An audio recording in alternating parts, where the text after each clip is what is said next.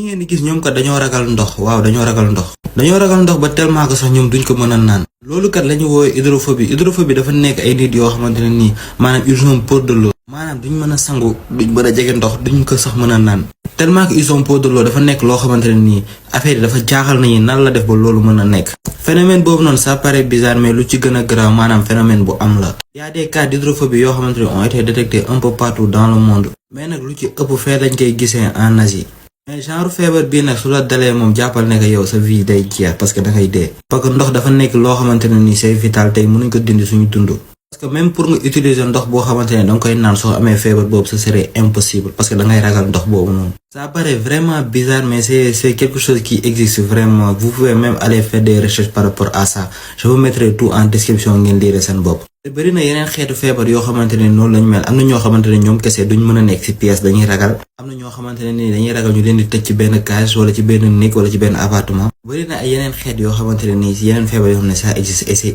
bizarre wax leen ma boo leen bëgg ci commentaire yi ma defal leen ci vidéo